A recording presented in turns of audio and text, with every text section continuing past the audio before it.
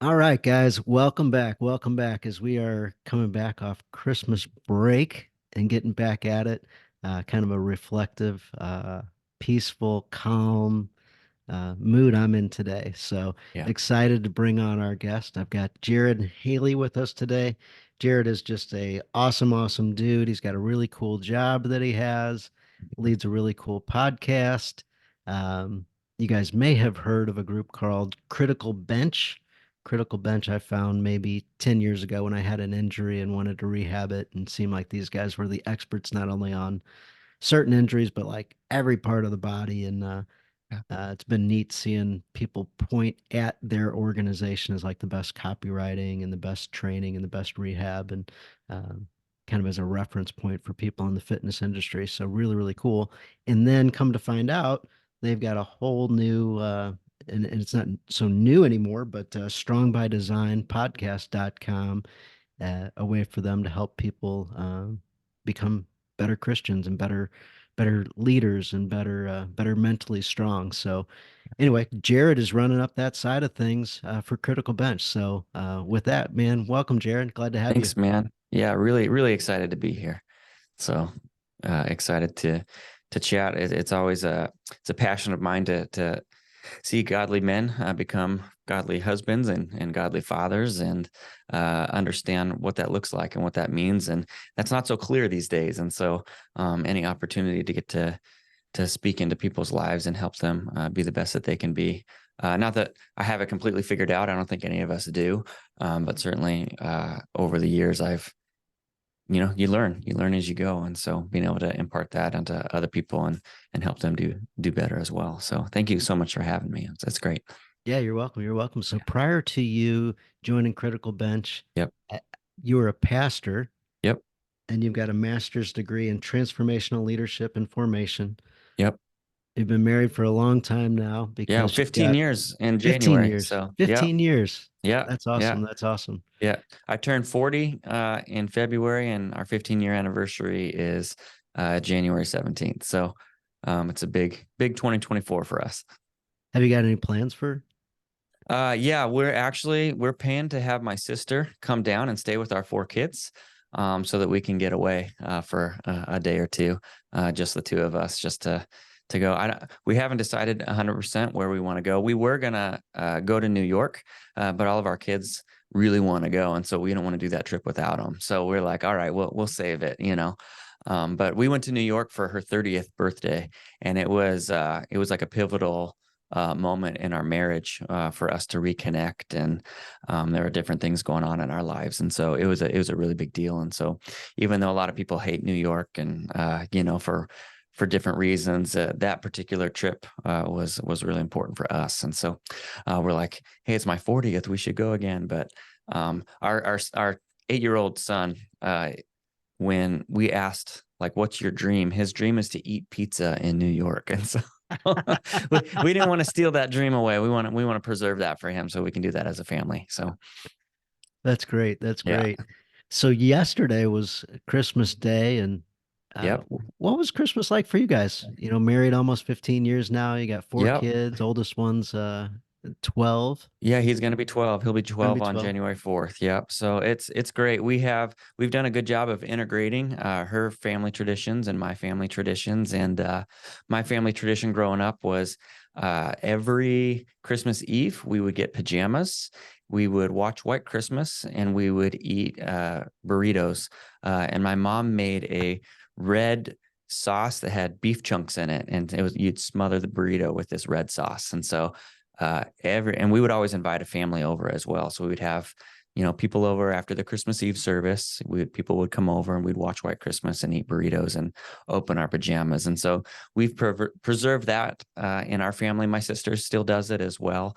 And so it's the Haley family tradition. And then Christiona's family, they always ate crepes on Christmas morning, Christmas crepes with like fruit and yogurt. And so after we read the Christmas story I read out of the Bible before we open presents. We open presents together.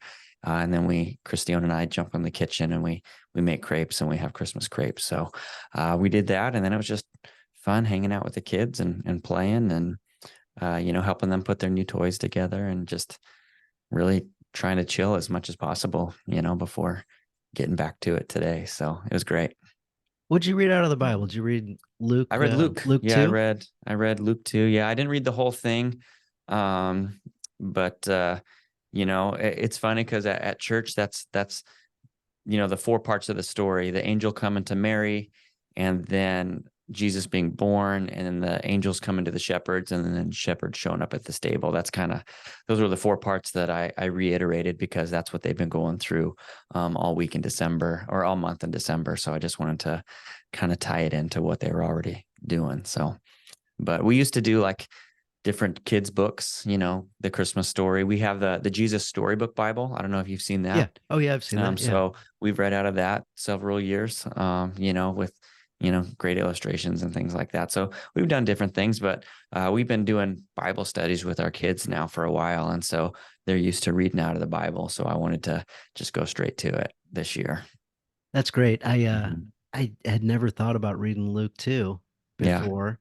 And a buddy of mine, John O'Leary, they're getting ready to make a movie about him. Movie's Yeah. called On Fire. They just Yeah. finished filming the other day, and so that'll come out third quarter, fourth quarter, 2024. But Yeah. that was what his dad did when they were kids. Yeah. Yeah. Yeah. It always reminds me of Charlie Brown Christmas because of Linus. But, as soon as you get to Yes. that, that part or, Yeah, but they asked Charles Schultz to do a Christmas deal with Snoopy and everything, yeah. and he Yep. said, "No, I won't do it." Yeah. And they said, "No, we really need you to." And he says, "All right, I will, but I got to include the Jesus story in it." And they said, Yep. "No, we won't Yeah. let you do that." Yeah. And he says, "All Yep. right, then I'm not doing it." Yep. And And we all know how here we that are. turned out. Yep. Yeah. Yeah. It's everybody wants to watch Charlie. I mean, it's crazy how much more popular it is too. I mean, because there's, Snoopy all over the place. There's Charlie, the Great Pumpkin Patch, for Halloween, and all of these different ones. But the Charlie Brown Christmas has really risen to the top, which is pretty cool. Yeah, my friend John's family, when he was growing up, it's like they were all kind of stuck on the stairs, almost captive. Yep. And then each child would read like a paragraph out of Luke 2. Okay. And Yeah. he's like, now as the dad, I carry that tradition on. Yep. And as I look back, and I think about all the Christmases he had as a family when he was a kid, because the thing I remember is Luke 2. Yep. I don't really Yep. remember any of the presents or any of the stuff, but I Yep. remember that, and I remember being huddled with my siblings on the Mm-hmm. stairs. And Mm-hmm. now my kids do the same thing, and Yeah. Yeah. they That's really know we cool. do this first. And he's like, my dad said, the whole presents and all that wouldn't even be a thing without this. This Yeah. is. Yep, absolutely. Yeah. And I mean, you're battling culture all the time, right? And so this year's been a really interesting year for spiritually for my wife in wrestling through some of the cultural practices that um, come into the home, basically. And they're innocent enough, whether it's celebrating Halloween or just even with Christmas and Santa Claus and things like that. We've always done Santa Claus.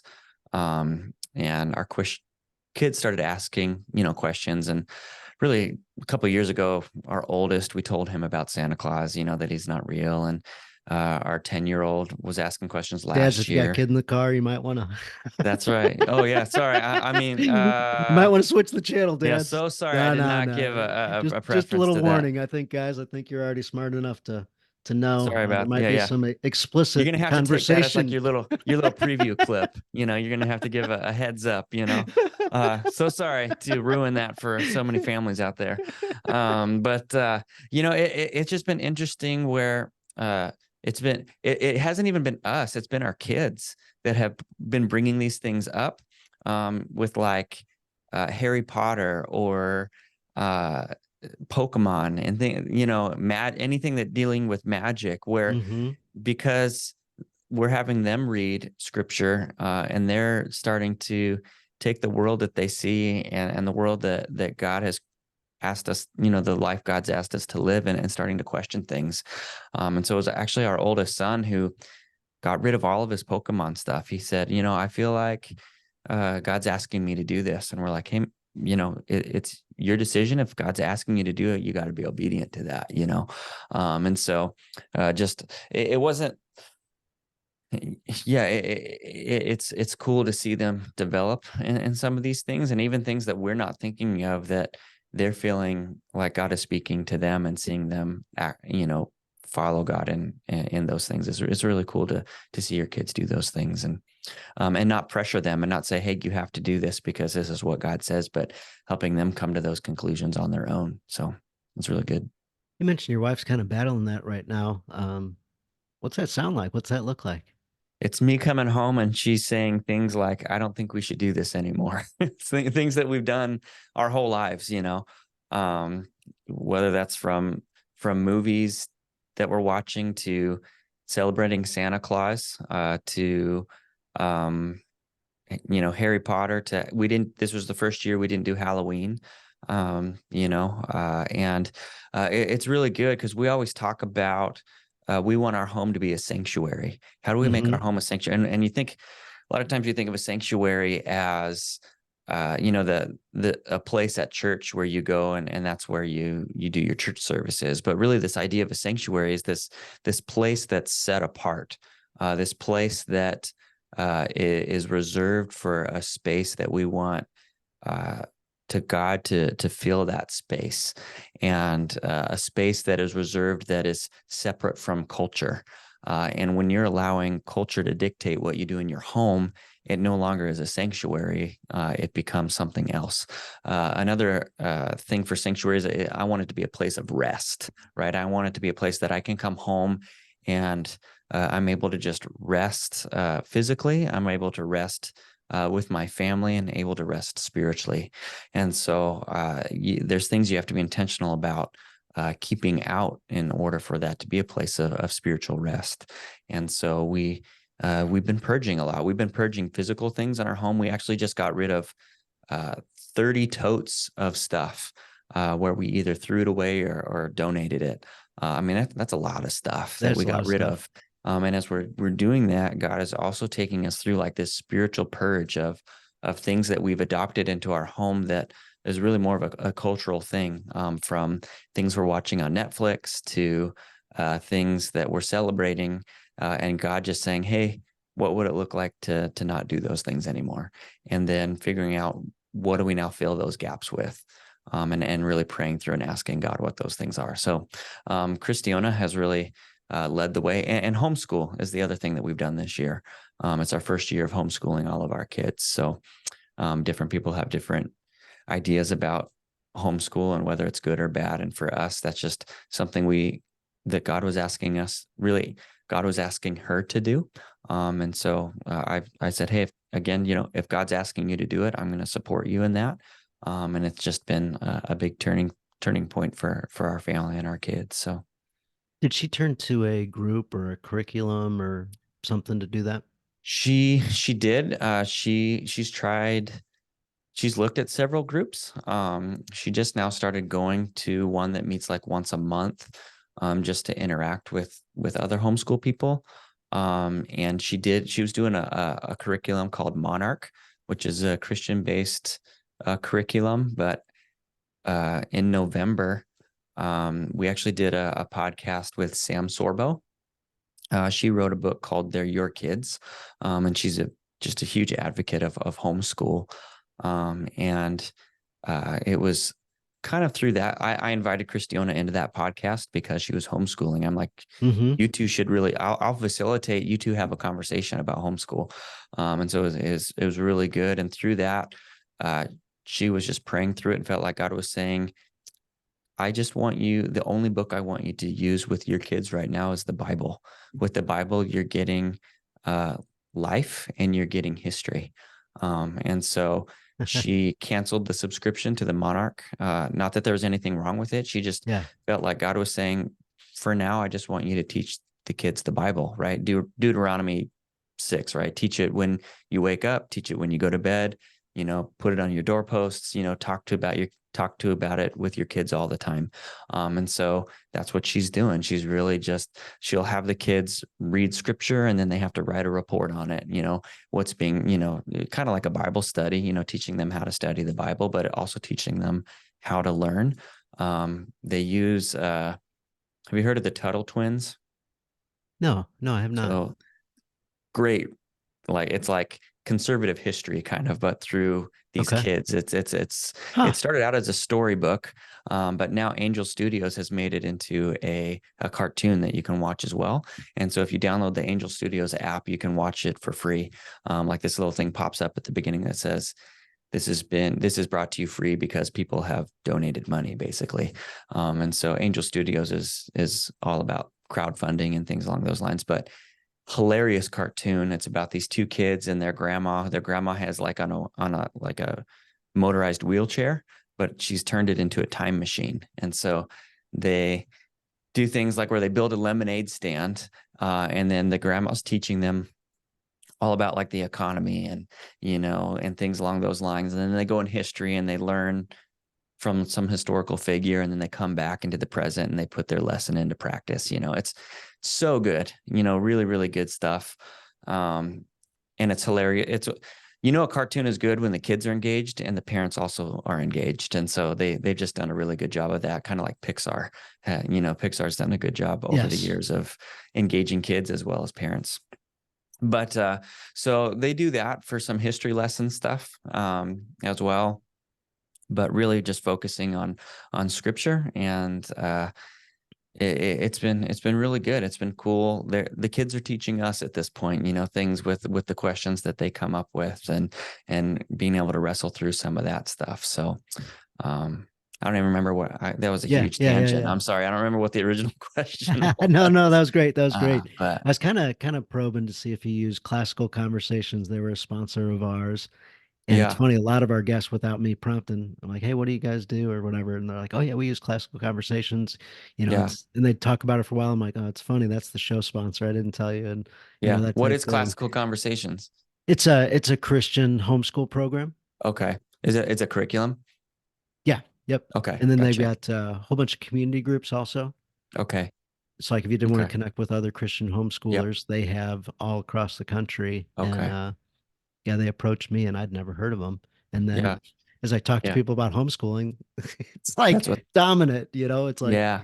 you talk Yeah. to somebody about rehab stuff and like, oh, have you checked out Critical Bench's thing? Like, Yeah. Yeah. Yeah. what's Yeah. Critical Bench? That kind Yeah. of that underground but Yep. massive, Yep. giant Yeah. in in an My wife industry. did a lot of research. She's probably stumbled across it. Yeah. And we're not like keeping curriculum off forever. It's just for this season. It's what Yeah, she's exactly. doing. Yeah, Yep. exactly. And then, I was reading a and book we're, this morning about yep. surrendering, Yep. and it was talking about, our will, and we're praying to God all the time for our will, Mm-hmm. and we're asking for things all the time. And then Yep. couple pages later, it talks about what we really should want for our lives is we should want our will to be God's will. Yep. Yep.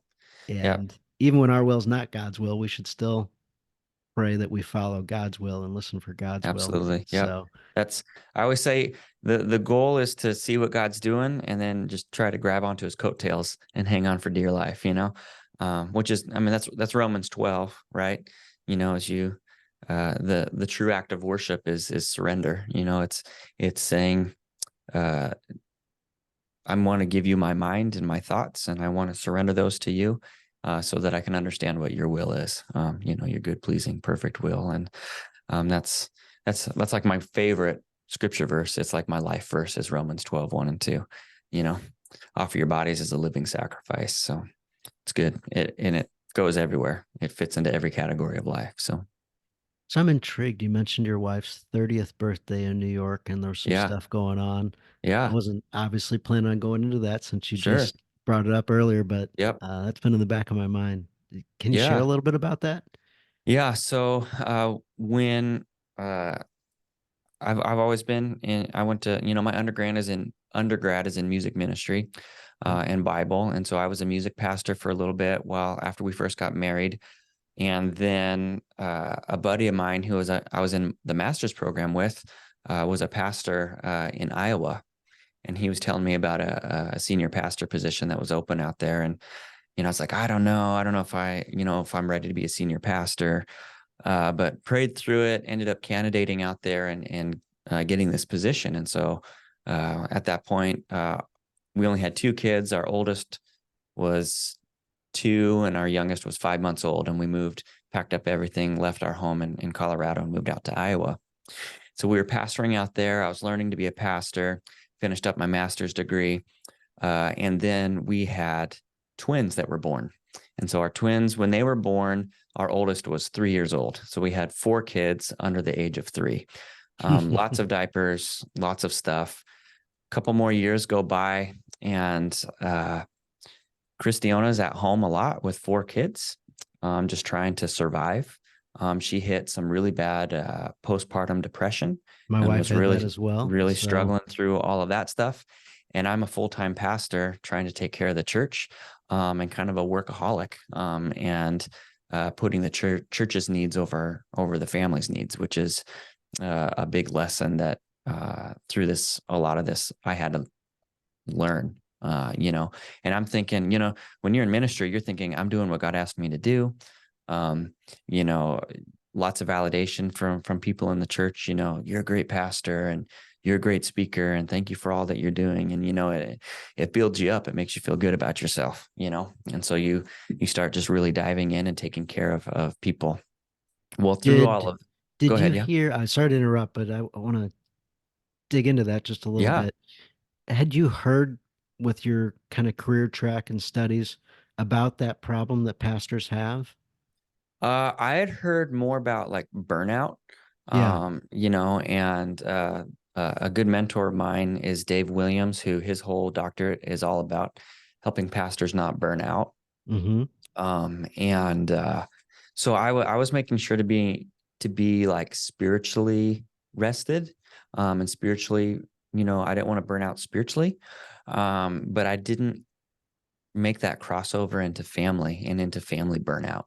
And wasn't really taking in, in my mind, I thought she's my wife. She should know that this is what God called me to do, and she just needs to support it. And not seeing that connection, between the two. And so with Most that of happen, most of our audience isn't pastors. right? However, what It you just said about pats on the back, good job, Yes. I don't say stroking your ego, but that's what's Hmm. coming to mind. Yep. Where we all have our jobs Yes. as men, and we can go get some rewards, some Yes. recognition, some money, And some praise, some mhm. fellowship, whatever, fellowship might not be the right word in the Yep. job sense of the word, but some, people to hang out with, some adults, All of it. some, Yep. whatever. Yep. And guys, I've warned us about it before on the podcast, but here we are, a pastor, you Yeah. know, and I, I'm like, well, duh. Like I've heard Yeah. this for years. I'm like, but I don't Hmm. know. Maybe at 25 or 30, maybe I hadn't heard Hmm. that. That Yeah. might have been new at that phase of my Yep. life. So wherever you are, guys, if you're getting all your accolades at work or you got some trouble at home and you're Hmm. diving into work, Yeah. People use it, they use it as an escape, you know. This escape of, I can get out of my home and I can get to work. oh, I'm not You know, drinking, I'm not doing that's cocaine, right. That's right. I'm providing for my family. I'm not into porn. Hmm. I'm not That's doing any right. of those That's right. things. Yep. Yep. And yeah, so then, all of a sudden you find, Cristiano, again, struggling through that depression. I helped her.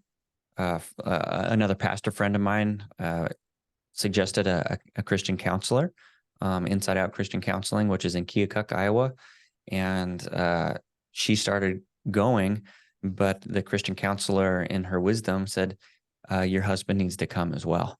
And so I started. I was like, I went with the intention of, "Hey, I'm just supporting Christiana through this," and ended up did a lot of some temperament stuff, learning who we were, how we were wired, and the things that both of us needed to change in order to make it. And it was a real low point in our marriage.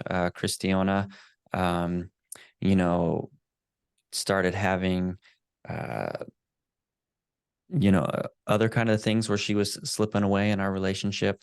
Again, I was kind of oblivious as I was just working, I thought everything was hunky dory.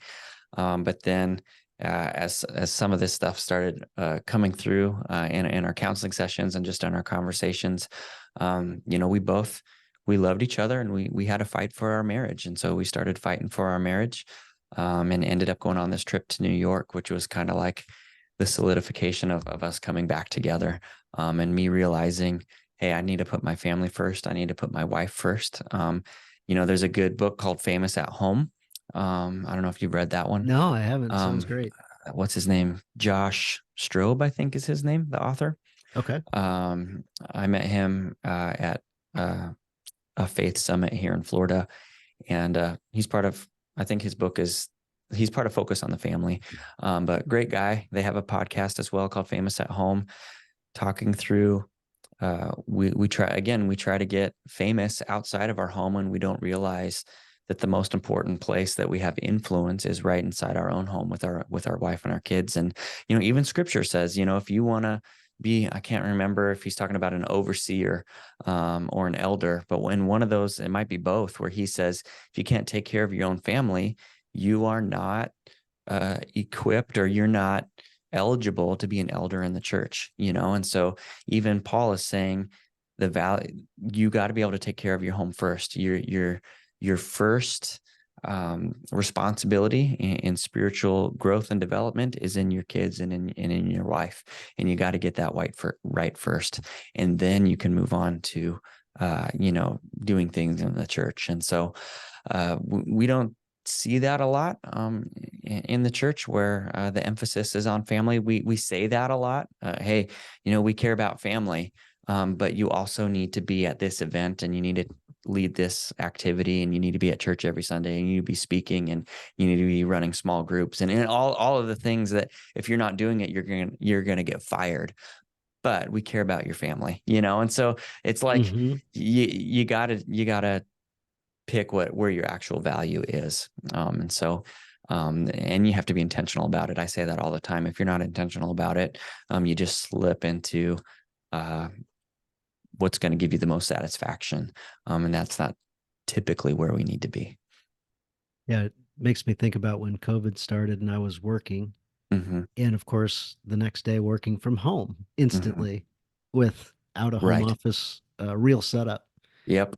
And it's like, when are you done working? Yeah. Before, when I Yeah. was at the office, I'd leave and I was done working. Yeah. When I was at Yeah. home, well, the computer's right over there. And Hmm. it took me a little bit to realize that I needed to be intentional and set some boundaries around Yep. Yep. activities. Yeah.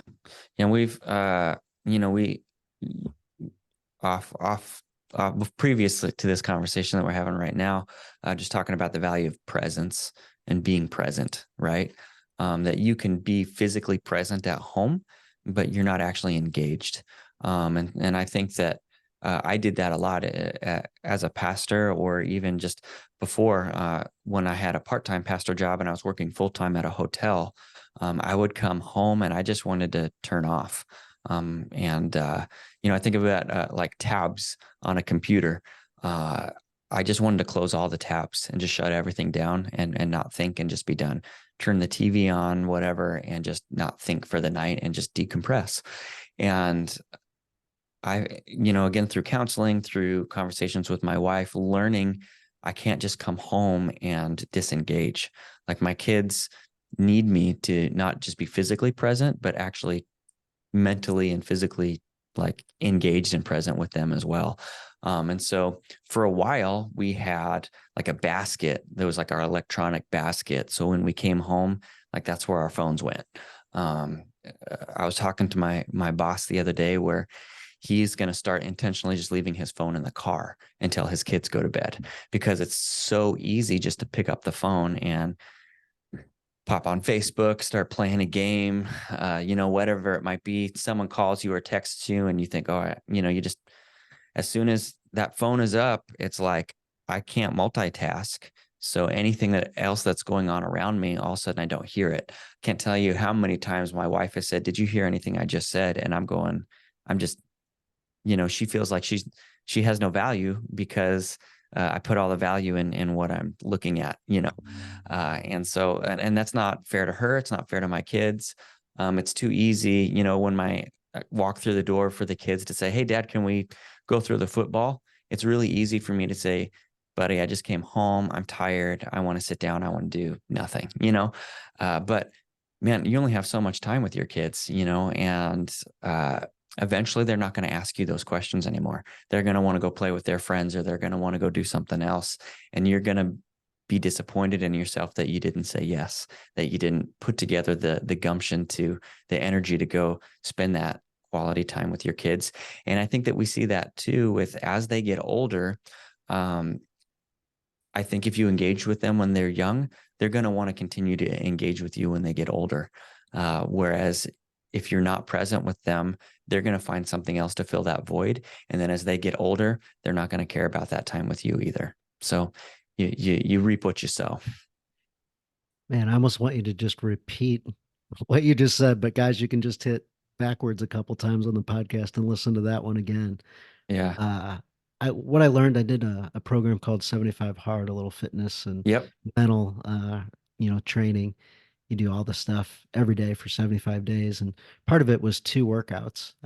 One's an outdoor workout, which is pretty easy for me. I just go do a F3 outside workout with the guys, Hmm. no big deal.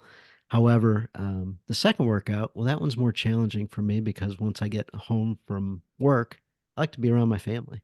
Yep. Well, how am I going to get a workout in if, my family's around or, whatever. And it's like, I think what would make the second workout easier is if I incorporated my kids. Hmm. Well, my kids aren't into doing, 100 push-ups and, all that stuff. Yeah. So we started, going and playing tennis, basketball, Hmm.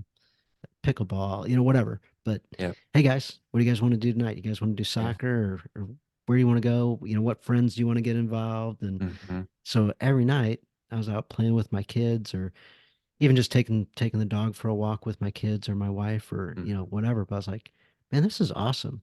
Hmm. Instead of whatever I used to do before that was realizing that we could go on a nightly adventure of some type with one child or all of them or the whole family or just my wife, but um, spending quality time with an activity.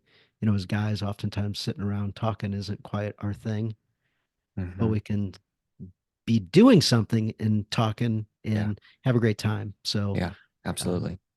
yeah, Yeah. hearing what you're saying, it's like, yeah, find a way to connect with your kids. Hmm. Um, and it is a lot easier to just sit on the couch and wait for dinner to get ready or make your own dinner and Hmm. do your own thing.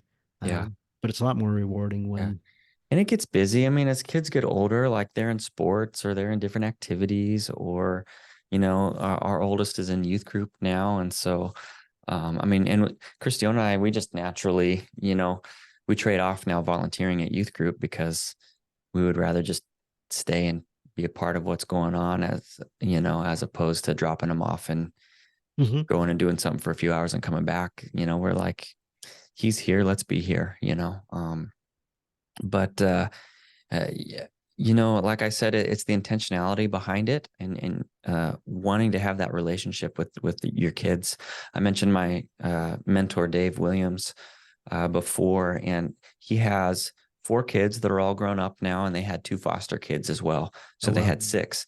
They're all in professional ministry. They have, you know, wonderful. They're all married and have kids of their own and things along those lines. And I asked him one time, how did you do it? How did you raise kids that love God and want to serve God? And you, you see so many even Christian families where after the teenage years, the kids kind of go into a season of rebellion where maybe they come back and maybe they don't.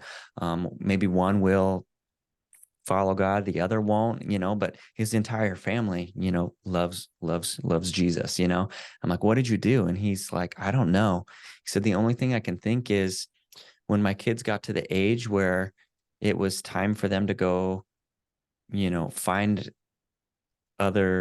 find answers, they trusted me enough that they came and asked me for answers. And we loved spending so much time with each other that they didn't have to go find friends other places. Like they had other friends, but we all genuinely loved being with each other. And enjoy doing activities together, and that continues. And so I think it's just that relational piece where If I always heard the importance of not just making kids do what you want them to do, but like going down into their world and finding what do they like to do and joining them in the activities that they love. Like you don't have to do that all the time. But like I used to love video games. I don't love it all that much anymore. Hmm. But our kids love playing, Mario, Mario on the Switch, or we made sure we only have the kids, they only have a Switch because we feel like Nintendo games are a little bit more Yeah, appropriate. controlled. Yeah, And as opposed to like Xbox or PlayStation, and so we can let them play it and we don't have to monitor it the whole time. right. And so, but playing Smash Brothers with them, I'm terrible at Smash Brothers, and it's so frustrating. And I can only handle it for like 30 minutes, but my kids love it when I play, and I can just sit there and watch them and just like do nothing, and just that I'm engaging in their world. Uh, Lights a fire under their butt, and so finding those things. Ezra, our oldest, likes to play board games. He likes to play chess. He likes to play a game called like Sorry, but it's a version of that called Aggravation. And so I'll play these games with them and crush them, because I feel like that's my dad responsibility, is to teach him how the world works. Right. So, but he's getting better, and he almost beat me this last time actually. And so when your 12-year-old's beating you at chess, that's a bummer. But it's fun to see them grow and develop, and just engaging with them, and going outside and throwing the football or whatever it might be, and so finding those things that they love to do, and just engaging in those things would be an encouragement that I would say for dads everywhere. I had a buddy. They recently moved homes, and Hmm. their daughter was going to be in a bedroom in the basement. Like that was the Hmm. plan. Yep. And it's all ready to go down. They're getting ready to move. It's days away, and his wife says, "Oh, I don't think she's going to be able to handle this change." Like, Yeah.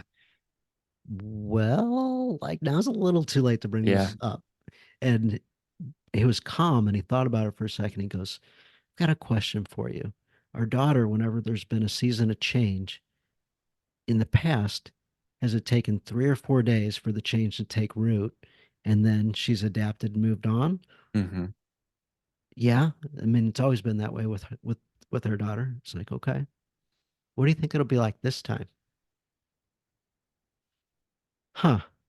Yeah. Yeah, probably 3 or 4 days maybe. And then things will figure itself out. She'll adapt.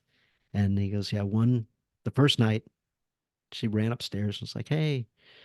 Second night, stayed in bed and, on Hmm. and on. Is like, Yeah. Yeah. so sometimes when we want to make these changes and change the way our family works, or the things way we work in the family and be around our kids or our wife, Hmm. we just need to be steadfast for 3, 4, 5 days Hmm. and push past the first day of Yeah. resistance. Yeah. Yeah. Oh, that's for everything with our Yes. kids. Yes, yes. Yeah. So the Yeah. workouts, Yeah. the you as a leader inside of your Yeah. business, like Yeah. your boss, he needs to influence you, however it's working, but yeah, that push Yeah. through that resistance Yeah. and you'll see the rewards. Yeah. Yeah. And we see that with discipline with kids. Yes. Yeah, I mean, kids they're always going to push the boundary that you give them. Like that's kind of their job, is to, because they don't know any better. They're trying to figure out what's allowed and what's not allowed. And so uh, we again, our youngest, we have twins that are 8, and our oldest is almost 12. And so uh, parents of like toddlers will come to us and say, hey, how did you get through this phase, and I see these kids that are just, man, they do whatever they want, and the parents are like, they're just, they have a lot of energy, and so we just, we let them get their energy out, or man, it's too hard to get them to do. And I'm like, no, it's not. It's you are the one that has to set the boundary. And they're like, well, we had this family that came over to our house, and they're like, we try to hide stuff, and she'll like, we'll hide the candy, and she'll find it, and they almost like laughing, like ha ha ha, she finds the candy and gets in. And I'm like, that's you. Like, you have to set the boundary, and it might be a week of every time she gets up on the counter, you're pulling her down and putting her in timeout, or what, like it might take that long for it to become learned of what's appropriate and what's not appropriate. Um, Another example would be when we go to a restaurant and our four kids are all just sitting there and they're polite to the waitress or waiter and they just sit there and eat their food. And so many times we'll have, especially like older people will come over and be like, man, your kids are so well behaved. What do you do? And I'm like, this is what we do at home. Like we sit down around the table, we talk about what it's how to eat, and you can't get up whenever you want and just go wherever you want and do whatever you want. You ask permission to get up and go to the bathroom if that's something you need to do. Um, they're not perfect. They get loud, they make messes, they do all the things that kids do. But like the parent has to set the boundary. And if you're not setting that boundary, then the kids are just going to do whatever the heck that they want. But that's what you're there for, is to teach them what's appropriate and what's not appropriate, which is across all boards, right? Whether that's discipline, whether that's learning, whether that's social behaviors, whether that's how to read the Bible, all of these things. That's the parents as the leader in the home. That's what you're doing for your children. And know that wherever you set that bar or that boundary, they're going to push it a little bit further. So, you got to be strict enough that you have that little wiggle room after they push that boundary to be able to bring them back so that it doesn't drive you crazy. We have 5 rules in our house, and the 5th rule is don't drive mom and dad crazy.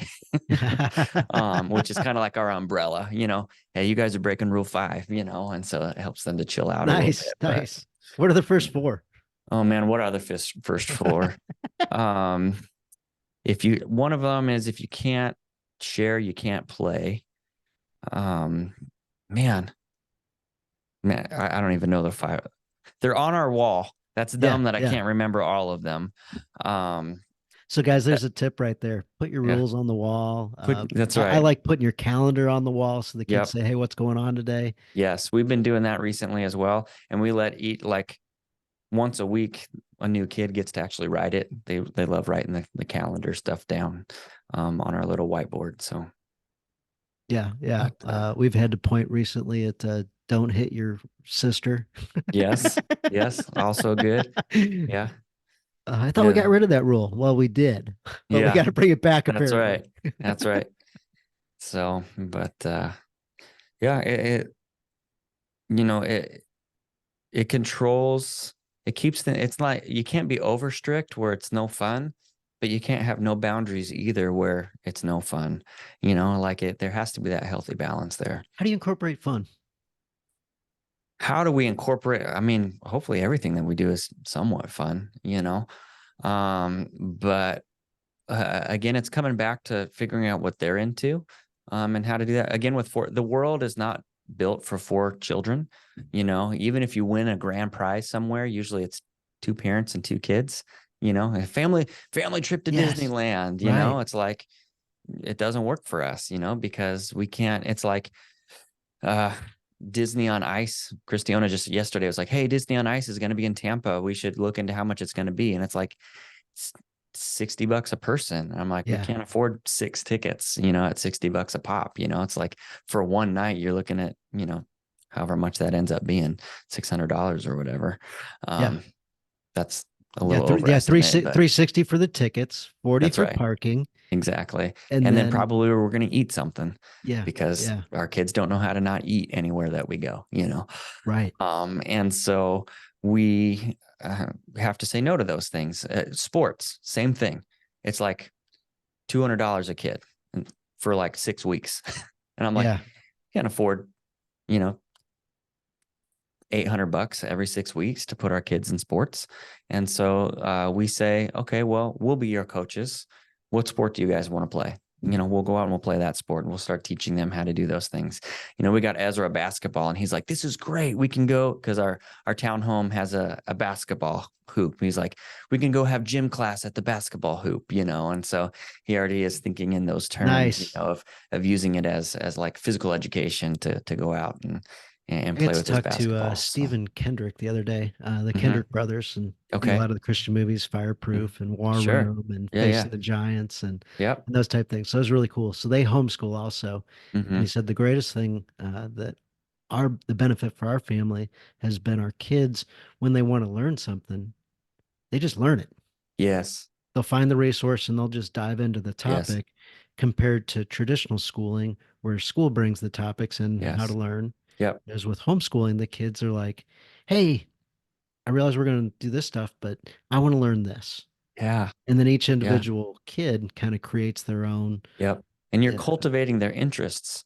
And I think that there's a lot of things that we learn in like middle school and high school that I don't use it anymore. I don't even remember half the stuff that I learned, but teaching your kids how to learn, and how to find the answers, I think that's what's important.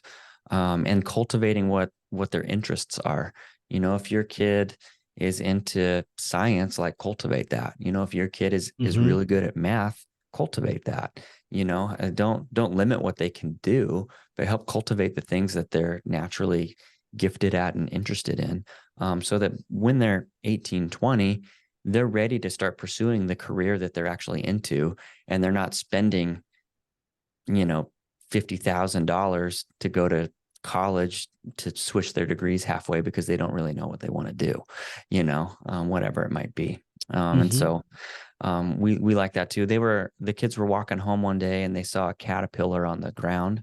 And so they went home and they researched it and they all wrote reports on the life cycle of this caterpillar, obviously at their different learning levels, and different Right. expectations based on what they're able to do. I think the twins were drawing pictures, along with their stories, where Ezra was writing paragraphs on things, so you do Yeah. age Yeah. appropriate, but you're still learning the same thing together, so You help people build spiritual disciplines, and you've yes. got three intentional ways that you help people do that. So could you share that with us? I do have 3 ways. What 3 ways did I mention? I don't even remember what's on my thing. Or do you want me to just give you 3 ways? Yeah, just three off the top of your head of Sure. Yeah. So first, kind of defining what a spiritual discipline is any kind of spiritual practice that you're incorporating into your life, that helps you cultivate your relationship with Jesus. So there's like personal ones. There's a good book by Richard Foster called Spiritual Celebration of Discipline, and so he goes through like internal disciplines. So one would be um, like the discipline of silence or meditation, where you're learning to be quiet and quiet your mind and focus on Jesus and listen to the still small voice of the Holy Spirit. And that's something that's really hard to do in our world because we're going all the time. So, how do you uh, calm down the noise of the world around you and start to really focus on the Holy Spirit and learn God's voice? I mean, we talked about that earlier on in this conversation, that the goal of a believer is to hear God's voice and then respond in obedience, right? And so you can't do the respond in obedience until you know what God's voice is. And so the spiritual practice of silence and meditation is just I always use 2 methods that I use is breathing. When I breathe in, I mm-hmm, say, using the name of Jesus. So I breathe in saying G and breathe out saying sus, just Jesus, Jesus. And using that as a method, I also use speak, Lord, for your servant is listening, which is out of Samuel, when Samuel mm-hmm. is teaching and learning about how to hear God's voice. And so using that as a tool to hone in. It's not this idea of meditation of emptying your mind. It's this idea of meditation of filling your mind with Christ and focusing your mind on Jesus, and learning how to hear his voice in the midst of the noise. So that's one spiritual practice, which would be an inward spiritual practice. There's also outward spiritual practices, which would be things like studying the Bible, or fasting is another spiritual practice. Studying the Bible is, you have kind of 2 ways to read the Bible. One is just to read it, just to uh, kind of build your relationship with Jesus. The other one would be like an in-depth Bible study where you're learning historical context. You're hearing the context of where scripture was written. You're not just plucking out verses to use it how you want, but how does this verse work in contextual context, right? In the Hmm. context of how it was written. Who was the author? Who was it being written to? Hmm. Why was it being written? You know, all of those things, just really doing in-depth Bible studies. There's lots of good Bible study methods out there, and good books out there teaching you how to, study the Bible well. And then fasting is another external one where you're using, it's not just not eating for the sake of not eating, but you're using it as a tool to, uh, as a reminder to be praying. People will fast for certain things, like, hey, I'm fasting for this specific prayer request, or, Hmm. and sometimes people will fast from food, but you can fast from social media. You can fast from technology. There's many ways to incorporate these spiritual practices into our modern world. But it's for the purpose of engaging with Jesus, and hearing God's voice. And then there's also like corporate spiritual practices, which would be like gathering together and worshiping together and celebrating together, which is the importance of having a church and being a part of a church body, is gathering together for those things. So lots of different spiritual disciplines and ways to do spiritual formation. And what I like to tell people is that we're not all the same. So what works for you might not work for me. There are people that absolutely love nature. And so they love going and taking nature walks and really communing with God in that space. I get so bored going on nature. I don't like it at all. It's not what I enjoy doing. I actually had a buddy when I was living in Colorado. He was from Iowa and he came to Colorado. He's like, "Hey man, you want to go hiking in the mountains?" And I was like, "No." I was like, I'd love to hang out, but I don't really want to do that.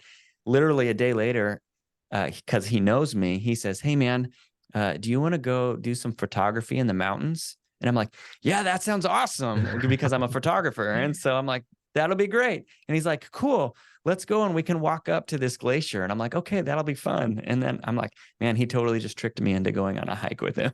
That's the one I use with my kids. So Yep. it's not let's go for a hike. You guys Yep. want to go do an adventure. Exactly. Yeah, you just trick them into it. And so and that's a way that I like to commune with God, is taking pictures of nature and finding these beautiful things and just, saying, "Man, God, this is so cool, this thing that you've created," which is the exact reason why people like to go on nature hikes, is they get to be in nature and be in creation and see the wonders of God in creation. And so it's figuring out your wiring, how God wired you together, your interests, and saying, "God, how can I commune with you in this activity?"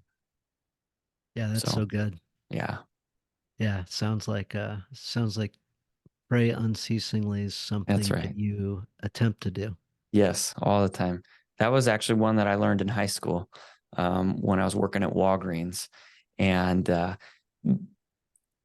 everyone should work. It's like it should be like a prerequisite to the workforce, is working either in like the food industry or working in retail, because you learn so much about how nasty people can be Yeah, and how yeah. I don't want to behave, you know? And so, one of the things that we had to do is, because people, the store gets messy. So we called it facing, where you pull all the products forward. Yep. And I was learning this idea of pray without ceasing. And so I wanted to pray and throughout my shift. And so it was like a, whatever 4-hour shift that I was doing. I was in high school, so I was only part-time. I was saying, I would start praying and saying, "God, how can you use me to minister to people coming through my checkout?" And then at the end of the day, I'm praying as I'm facing stuff, but I was doing it in a very lazy way. I wasn't pulling everything forward. I was just like fixing the front row, basically, to make it look good, but then everything else was terrible behind it. And I remember God like saying, like, "Are you like giving me your best in this right now? Are you doing this as if unto me? Or are you just trying to get the job done?" And so I was convicted in that. And I started like, from then on out, I was fixing everything. But it was through this idea of praying without ceasing that God actually wants to speak to us into the things that we're doing throughout our day. It's not just this it's the relational piece, you know? And so it's not a list of rules that we're trying to follow. It's the adventure of living life with Jesus, which makes it fun and exciting and entertaining. And the things that God asks us to do that you're like, that has to be God speaking to me because there's no way I would choose to do that on my own. Right, right. So Yeah. there's a guys typically are, I can do that or I can't do that.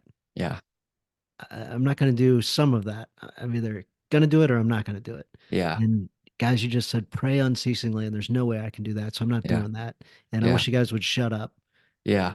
Can Yeah. you talk to that guy or the guys that just heard that and just thought, talk about something I else? think it's breaking away from the formality of what prayer is.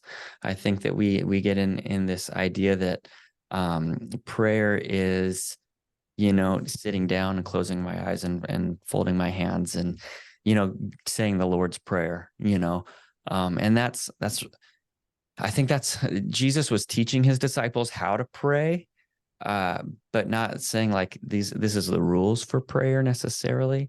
Uh, can't remember who it was, but basically they said, uh, someone you've reached a level in your relationship with God when it becomes more conversational. And really Yes. that's what prayer should be. It should be conversation. It's you inviting God into every space. You're driving down the road and you're talking, rather than getting ticked at the guy who just cut you off, you say, man, God, that this may, it's almost like venting to God and saying, God, this makes me mad. I don't like that he did that. It's being dangerous. Bring someone into his life that can help speak wisdom into, and it's becoming more conversational and, stepping into a room and saying, Lord, be with me as I'm stepping into this room, help guide me in conversations, lead me to a person that needs encouragement today. Or God, who's here, who needs encouragement? Who can I text today? Or, it's moving it into a space of being conversational as opposed to formal. And that's kind of my encouragement to people. And it's little baby steps, right? It's not going to happen overnight. And so it's when you remember to do it, you remember to do it and say, oh man, God, I've kind of left you out of most of my day today. And now I'm driving home, but I just wanted to invite you into my drive home, oh man, I'm at the grocery store and God, help for me to buy foods that are actually good and healthy for my body. Help for me to be wise about what I'm doing. Lead me to the things that I should be buying. When I'm checking out, help for me to be a good witness to the person that's checking me out, and hopefully it's not a self checkout because, whatever. Help for me not to be grumpy at that either, Right, be with my right. attitude. So it's just inviting Jesus into every space, and not compartmentalizing him to a certain area. Yep. I Does think that answer that's, the question? I don't know yeah, if, yeah, it sure does. It yeah, sure does. It's like you can find different ways to incorporate it. So, yeah. could be Put an dedicating, and alarm on you your already said it phone, like earlier, like dedicating the next hour to a Yeah. cause or a purpose. You talked Yeah. about fasting. Mhm. So it doesn't have to be this huge monumental Right. mountain climbing type Mhm. thing or Yeah. 45 minutes of praying the Our Father or Right. anything like that. Yep. Yep. It's People will put stuff like to like memorize scripture. They'll put put it on like a piece of paper and stick it in their pocket. That way, every time they put their hand in their pocket, they remember to pull it out and look at it and then stick it yeah. back in as just kind of Yeah, that's I a mean, great little reminder. yeah, Yeah. we have our phones. Like put an alarm on your phone so it beeps at you every hour that just Hmm. says, remember, invite Jesus into whatever you're doing, and eventually it becomes habit, and becomes a normality in your life as opposed to something that you have to set aside time to do. Yeah. So perfecting, not perfection. Exactly. So work towards that, strive towards that. Yes. Well, Jared, you've been awesome. Appreciate you coming on with Yeah. us. Thanks for having me. It's been really good. Yeah. So a couple things. Guys definitely want to connect with you. So if you can let them know, how to find more of what you've got out there, that would be Yeah. great. And Yep. then after that, I always ask guys to throw out a challenge, something that men can do week to week that'll Yeah. help them become better dads, better leaders, Yep. better Christians, Hmm. better in life, Hmm. in general. So it could be something easier, it could be something hard. Totally up to Sure. you. Sure. I would say if you want to connect with me or with us, I'm on Instagram and TikTok and Facebook. Like we throw up our clips from our podcast. I do that. It's Jared's Aria, JaredSaria. You can just look me up. On Facebook, it's Jared's Aria, I think. On TikTok, it's Jared's Aria 84. But I'm always throwing my stuff up on there. You can connect with me there. We also we have our Strong by Design podcast. You can go to strongbydesignpodcast.com, where you can find us. You can, again, we're on all the socials as well, including YouTube. We put up our video. We were releasing once a week, and we're just so backed up right now. We're doing twice a week, so we're doing every Wednesday and every Saturday. We have a podcast called Strong by Design. The whole idea is we believe you were created in God's image, which means you have a strong body, mind, and spirit, and it's because of sin and because of turning away from God that we have weak mind, body, and spirit. And so we're trying to track back into what is God's original design and helping you understand what that is. And we are, just as we are created in God's image, we are three parts. We are mind, body, and spirit. So we're talking about fitness. We're talking about health and nutrition, and we're talking about our faith and spirituality. So it's kind of a mixed bag depending on who's hosting. You never know what you're going to get, but go look at some of our past episodes. We've had some really, really cool people. We just had Meg Meeker on, Oh who yeah, Meg's is great. incredible. Yeah. So she was incredible, and so lots of good stuff. So go check all of that stuff out. And then for a challenge, I think the challenge I would give is just figure out how to be present and in your kids, in your children, or your wife's world, whatever that might be, or your family's world. So it's never too late. I think sometimes people think, oh, my kids are teenagers, or my kids are just babies. How am I supposed to engage in their world? Or my kids are out of the house. So, like, we can make all kinds of excuses, but I think start engaging in that relational aspect and make sure that you're being intentional about being present in your kid's life, and finding out what they're into, and doing what they love to do, and engaging in things that they love to do, and entering into their world. So that would be my challenge for dads today. That's great. That's great. So Yeah. with Get that off the challenge, technology. That's my other one. there we Yeah. go. There we Yeah. go. Get off the technology. It's Oh, it's ruining Jared's your talking to life. me right now. Jared's talking to me right That's it. now. That I'm one's talking to one myself. where, Talking to yeah. myself. We were trying to have like a technology bedtime where we would put all of our technology to bed at like 7. Um, it hasn't worked very good. Yeah, we need to try to do that better. So We actually just talked about that the 23rd of December. My yeah, wife and I talked and we said, yeah, that's good. yeah, Then we talked to the kids and the kids said, well, all right, we'll yeah, give that a shot. yeah, And then that was kind of where that ended. So I'm glad we yeah, just talked about it so we can pick that conversation back up and implement yeah, that tonight. yeah, absolutely. I think it's I mean, we talked off a little bit too that our kids don't have phones, tablets, and stuff like that. And the suicide rate, I mean, we could have a whole other conversation about that if you wanted to. Maybe we can do another one sometime, but we can talk about parenting and technology and suicide rates, and all the stuff that's going on because of and even just marriages, and just the harm that technology is. It's a tool, and it can be used for good or evil. And so I think that if you're not intentional about it, evil creeps in way faster than the good does. Yeah, there we go. So we got two challenges. Check your tech That's and right. connect with your kids. That's right. And I'll add to the connect with your kids. Do that tonight. Yeah. Do that tonight. So whenever Yeah. you're listening to it, rather than think I'll do that eventually, do that one right away. Yeah. And right away is today. That's right. All right. Well, thank you so much for coming on, guys. Connect with Jared. I appreciate you Yeah. coming on, Jared, and Absolutely. looking forward to staying in touch and down the Yeah, road man. doing that technology For sure. podcast one. Yeah. Yeah. That sounds great. All right. Well, thank you so much. God bless. God bless you guys, and I look forward to catching you guys next week. Yes, sir.